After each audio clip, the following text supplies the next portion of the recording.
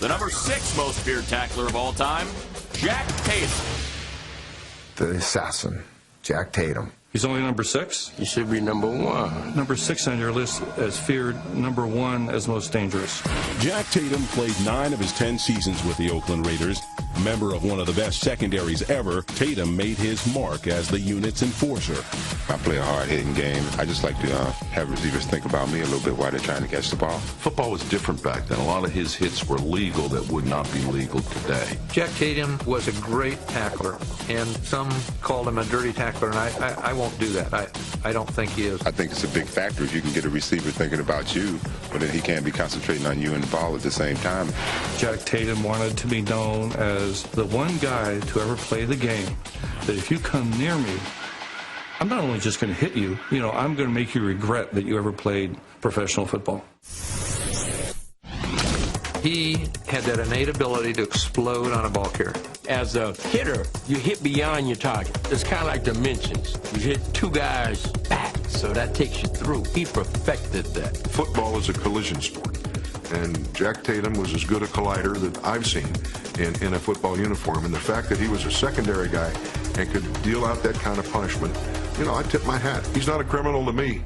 He's a heck of a football player. Some can argue about his technique, but all agree our number 6 tackler's hits were vicious, and everyone seems to have their favorite. My number 1 Jack Tatum hit of all times was we were playing the Denver Broncos, and Riley Odoms, who's about 6'5", 260 or so, comes across the field. All of a sudden, whop!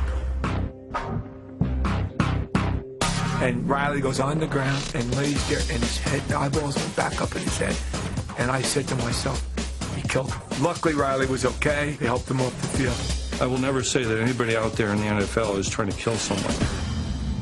But if there was somebody, that would be Jack Tatum. We're playing the Raiders in the Dome. It was 4th and 1. Earl Campbell had the football. And he and Earl collide on a sweep by Earl around the right end, and it was a collision that was heard outside the Dome. And the 2 guys hit and collided, and they just was like that, like 2 rams or bulls or something, and then they just fell into the end zone for a touchdown. Both of them knocked out. That was the most vicious hit that I have ever witnessed in a lot of years of football. And I know about 4 months later, Bubman traded for Jack Tatum. Not many people had hit Earl one-on-one like that. From the Rose Bowl Stadium in Pasadena, California, it is Super Bowl 11.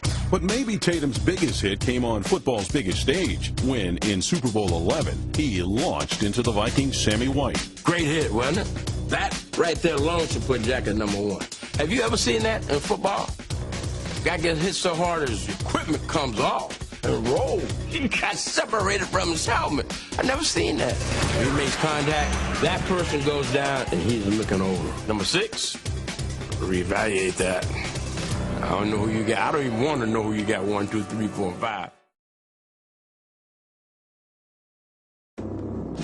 The Raiders' hardest hitter was the assassin, free safety Jack Tatum. Tatum's shots sounded different. Most guys tackle, and you hear shoulder pad, there's a certain sound you make. But a Tatum tackle was like a car wreck. We used to keep score. 1 point for a limp off. And that would be semi-concussion-y when they'd go off and stumble around and stuff. But a knockout was like Tatum's specialty.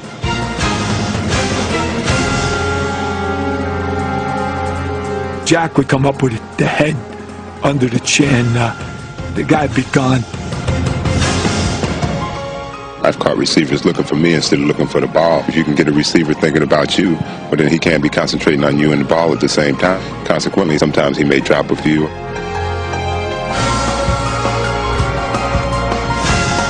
Both Tatum and Atkinson deeply resented the Pittsburgh Steelers' attempts to portray them as criminals. Take a guy out of a ball game if they feel he's going to commit these type of acts. The Steeler efforts succeeded in making Tatum and Atkinson notorious on an international scale. Been labeled as the criminal element of the game, which is, I think, unfair. I saw J.T. Thomas hit Ken Anderson out of bounds after play. The coach didn't label this as being dirty. He said that he was aggressive. I've seen Mel Blount hit Cliff in the back of the head.